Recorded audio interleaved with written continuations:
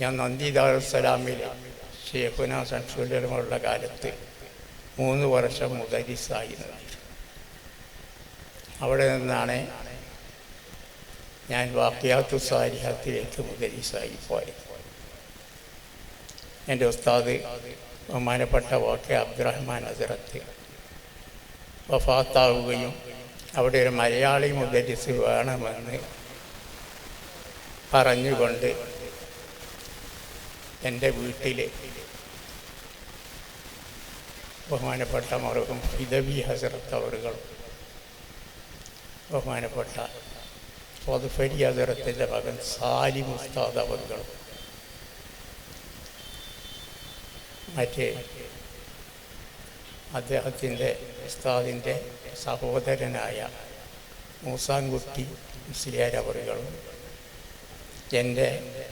എന്നെ തെരഞ്ഞുകൊണ്ട് വന്നു. അന്ന് ഞാൻ നന്ദിയിൽ മുദരിസായിക്കൊണ്ടിരിക്കുക. അപ്പം ഞാൻ അന്ന് വ്യാഴാഴ്ച ആയതിൻ്റെ പേരിൽ വീട്ടിൽ പോയി. അവർ വന്നപ്പോൾ ഞാനവിടെ ഇല്ല. അപ്പം ഞാൻ വീട്ടിലാണെന്ന് അറിഞ്ഞതനുസരിച്ച് എൻ്റെ വീട്ടിൽ അവർ വരികയുണ്ട്. ഏതാവട്ടെ ചോദിക്കുക പറയാം. അപ്പം അവരാദ്യം അവിടെ നന്ദിയിൽ വന്നു, പിന്നെയാണ് എൻ്റെ വീട്ടിൽ വന്നത്. അതോടൊപ്പം ഈ കാര്യം എല്ലാവരും അറിഞ്ഞു. വാഖിയാത്തിൽ നിന്ന് എന്നെ തിരഞ്ഞു വന്നിരുന്നു. അങ്ങനെ ഈ വിവരം മഹാനായ ഷെയ്ഖുന ശംസുലുലമയുടെ കാതിലും വഹിച്ചു. അപ്പോൾ ഞാൻ ശനിയാഴ്ച വന്നതിൻ്റെ ശേഷം ഷെയ്ഖുന ശംസുലുലമ അവറുകൾ എന്നെ വിളിച്ചുകൊണ്ട് പറഞ്ഞു, ആർക്കും വാക്ക് കൊടുക്കരുത് കേട്ടോ.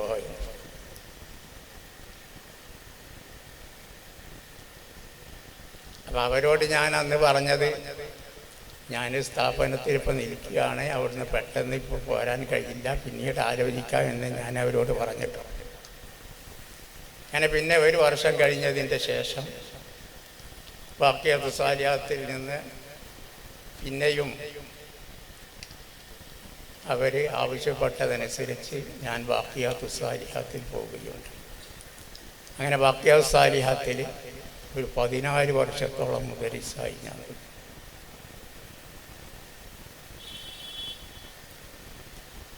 അതിൻ്റെ ശേഷം ഞാൻ തിരുവനന്തപുരം മന്നാനിയ അറബി കോളേജിൽ 7 വർഷം.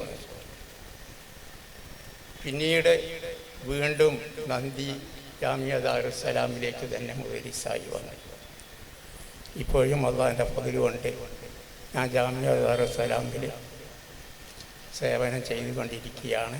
അല്ലാഹു സുബ്ഹാനഹു വ തആല നല്ല നിലയിൽ സുന്നത്ത് ജമാഅത്തിനെ ശക്തിപ്പെടുത്തുവാനും വിശുദ്ധ ദീനിനെ ശക്തിപ്പെടുത്തുവാനുമുള്ള തൗഫീഖ് നമുക്കെല്ലാം നൽകുമാറാവട്ടെ.